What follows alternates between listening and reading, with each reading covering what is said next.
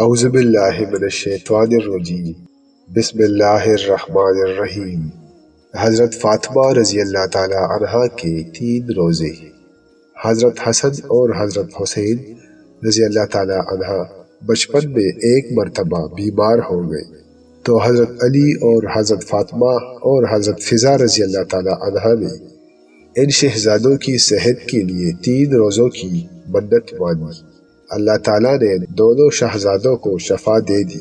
جب نظر کے روزوں کو ادا کرنے کا وقت آیا تو سب نے روزے کی نیت کر لی۔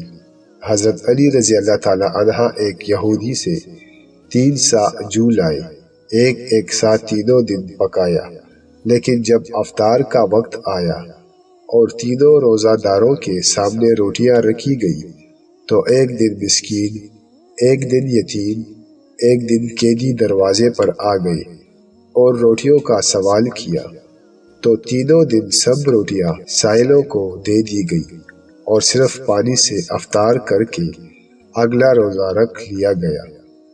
حضرت فضا رضی اللہ تعالی عنہا حضرت بی بی فاطمہ رضی اللہ تعالی عنہا کے گھر کی خادمہ تھی۔